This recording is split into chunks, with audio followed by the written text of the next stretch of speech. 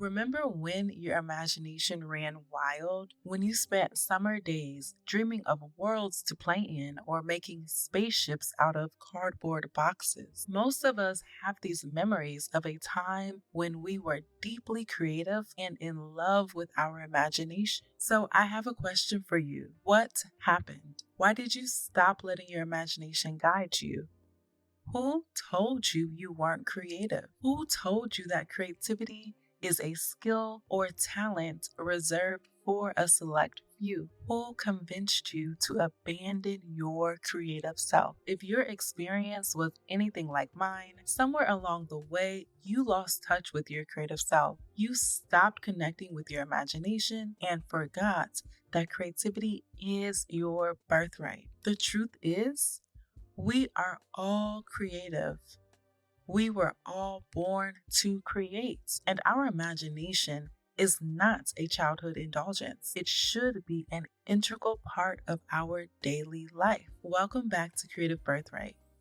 In this video, I want to spend some time unpacking how we have disconnected from our creative selves and understand and debunk the myths we have been told about our relationship to creativity. So let's dive in. Let's start by talking about this idea that not everyone is creative. When we buy into this, we start the process of disconnecting from our creative identity. It's like we let someone come in to our home and steal a part of ourselves. And we don't put up a fight because we believe that that part, our creativity, doesn't belong to us. And I'm not sure when this starts happening, but at some point, we're all told that some people are born creative and others aren't. And that couldn't be further from the truth. Everyone has the capacity to be creative. And in fact, a big part of what we're meant to do here in this life is to create. We are called to express ourselves, share our stories, make something out of nothing. And the myth of the creative type is driven by the left brain versus right brain myth. And that is something that I myself for a very long time bought into. I thought that, I was engaging different parts of my brain when I was being creative. Like, okay, if I'm being creative, I'm using my right brain. And if I'm being logical or doing something math focused, I'm using my left brain. But that is not true at all. And I was so surprised to learn this because for the longest time, I took this as a fact. But several neuroscience studies have shown that there is no evidence that people favor one side of their brain over the other. In fact, you use your whole brain, and creativity is not limited to a creative side. It's a skill, a relationship, not some genetic lottery where you're either born creative or not. And this is the exact type of myth that encourages us to abandon our creativity, that encourages us to lose touch with the carefree versions of ourselves that we knew in our youth, that version who let our imagination lead us to new creative endeavors, that allowed us to follow the whimsy and the wonder and to be curious and to try something new. And if it didn't turn out right or good, whatever that means, it was okay because we were off chasing some other thing that our imagination had led us to. So I encourage you right now to just let go of that myth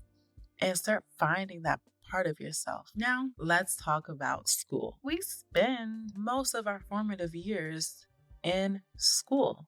And from an early age, school teaches us to seek the right answer instead of asking more questions. And we're also taught that math and science are valuable, that these are the types of endeavors and types of studies that will lead to a good career. And painting and poetry are just hobbies, indulgences that we have to put to the wayside as we get older and become more mature and serious about the world. So creativity then becomes something you do only in art class until it disappears altogether. And this is especially true for me because the last time before this current period in my life, but prior to this current period of my life, the last time I had dedicated time to creativity was in my art class. And if you asked me a couple of years ago, I would have told you, like, oh no, I don't know how to paint. I don't know how to draw. But now that I'm thinking about it, like, I wasn't, the next Van Gogh or anything like that. But the things I was creating in my art class, they looks okay. And having this disconnection, not having this dedicated time to exploring creativity and exploring arts allowed me to believe in the fact that I can't paint, but I can. And I just wanted to share that as a quick example of how this disconnection from creative playtime creates a fertile ground for us to disconnect from our creative identity. And another thing about school that plays into this process of disconnection is that school is a place where socialization happens, right? It's a place where we're taught how to be human. And this is done in a system that often devalues imagination, curiosity, dreaming, and doing anything outside of the box. It's where we first learn that there is an accepted way of being and a way of being that is not accepted. We are taught that there are repercussions for living outside of the box. So that's when we start to make sure that we are fitting into the mold. And oftentimes, in order to fit into the mold, we have to abandon our creative selves because creativity is going to help you to see outside of the box, right? Your imagination is going to unlock things that other people may not have thought of before or may not have thought of in a very long time. So, in order to get with the program, you have to cut off your connection to that part of yourself. And this explains why we are more creative in our childhood because kids not only have fewer responsibilities, they also have fewer internalized expectations for how they have to show up in the world. For most of us, the last time that we fully embody every part of ourselves was in our childhood. And kids have less fear of being wrong. They haven't learned the consequence of getting things wrong. And most importantly, they have more access to play and freedom of movement. And a big part of getting back in touch with your creative identity is creating space in your life for play. Play is not just something that's reserved for children. We all need time to just be free and allow our imagination to lead us and allow our imagination to show us what type of play is going to be the most rewarding for us. Like for me, I like to daydream a lot. I liked to come up with different stories about the places around my neighborhood.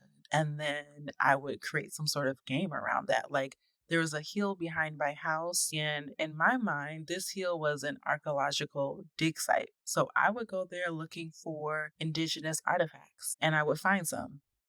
I really wouldn't, but in my mind, I was in play mode. So I would find something that reflected the play I was doing. And I'm not saying I'm about to go digging in some hill, but I am still trying to find moments in my life to play, to daydream, to imagine. So for me right now, what that looks like is putting on this pair of skates that I bought like 5 years ago and just going skating and allowing myself to do something that I did as a child that I don't have or wasn't making time for as an adult. And another point that I wanted to bring up, and I've kind of been dancing around this a little bit, is that childhood is one of the few times society allows you to be imaginative.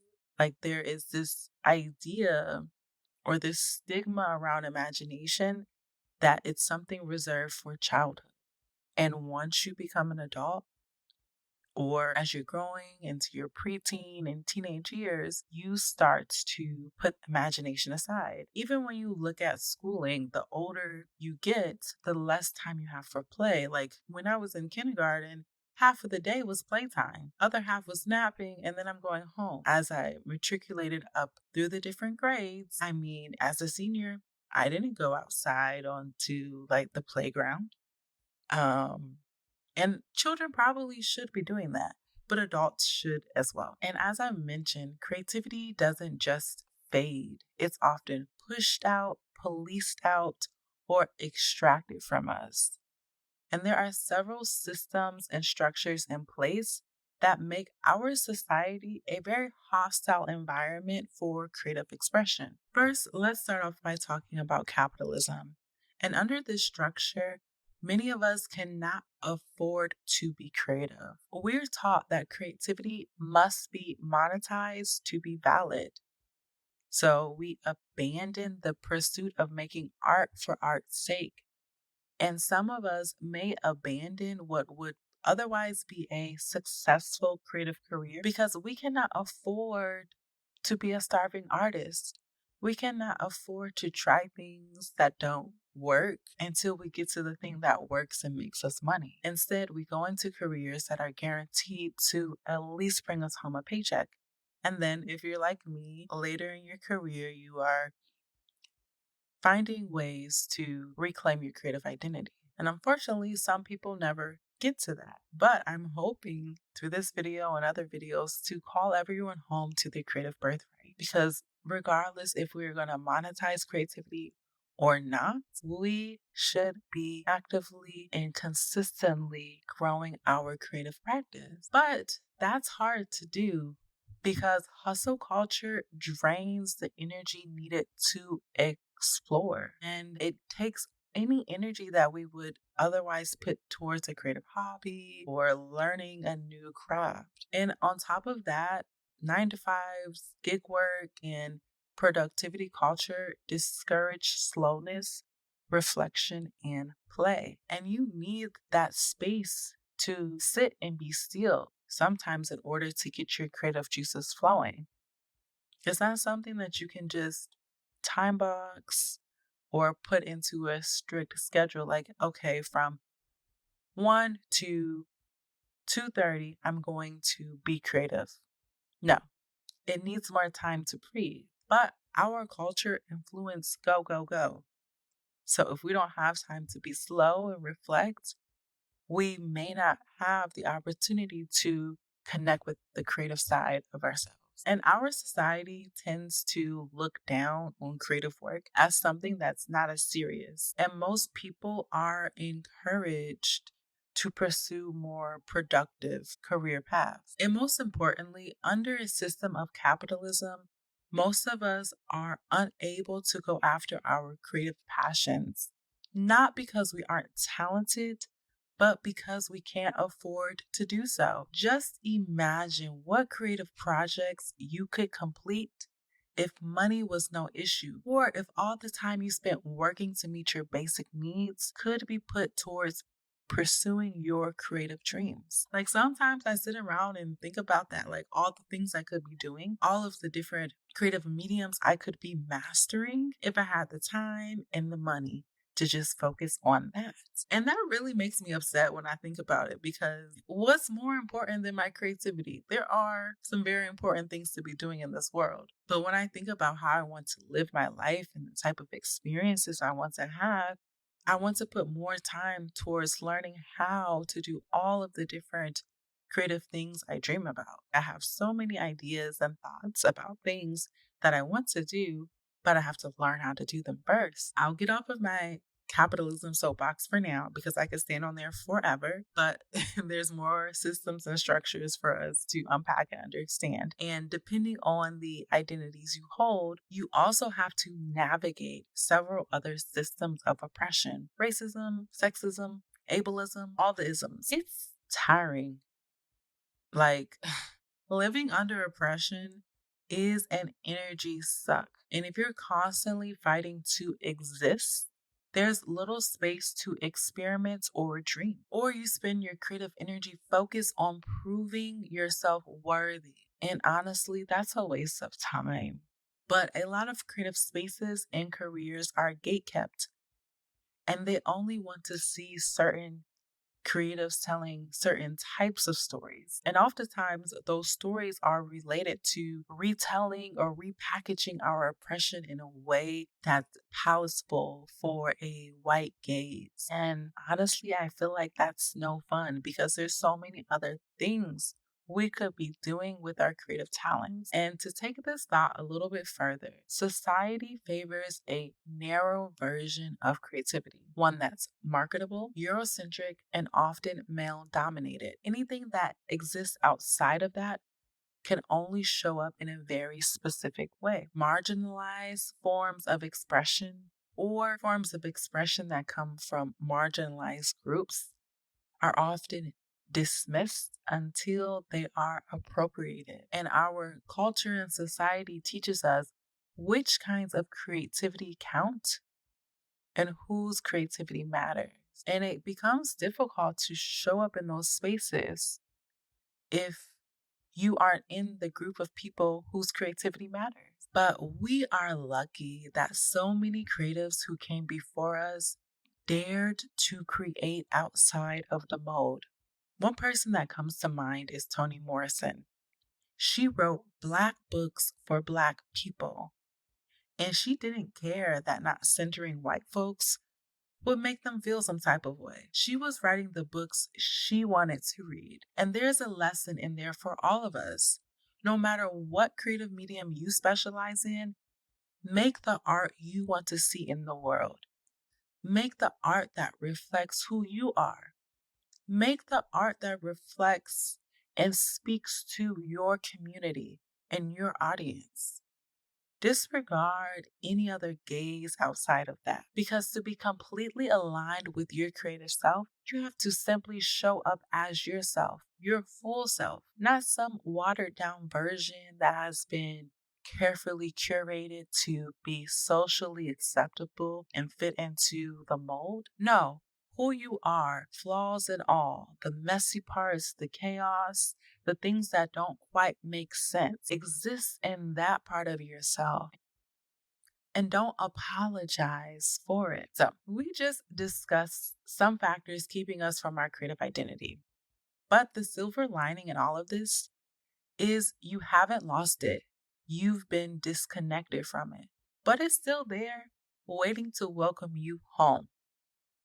So, it's not about finding your creativity, it's about remembering it, reclaiming it, returning to what has always been yours. And sometimes we might look at creativity as a use it or lose it situation. And that's only partially true because it's not permanently lost. Nothing is ever lost. Creativity is like a language. The less you speak it, the more hesitant you feel, but you can always relearn it. And the more you speak the language of creativity, the more fluent in it you become. And thanks to neuroplasticity, the brain can rewire to support new creative habits at any age. And everyone's experience with creativity will be different. There are probably many ways in which you are still using your creativity on a daily basis because it's not something that's necessarily missing.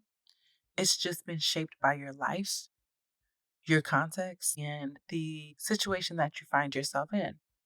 So I encourage you to take a second to look at your life and identify and give yourself credit for how you are already showing up creatively. And if you are someone who doesn't currently have an active creative practice, let's talk about how to get one going and to reclaim your creative self and your creative identity. First, be sure to start small. Don't set a goal to complete some massive creative passion project at the outset, because that is a surefire way to discourage yourself. Start small. Journal, doodle, record voice memos of all the ideas that come in your head every day. Try something new in the kitchen.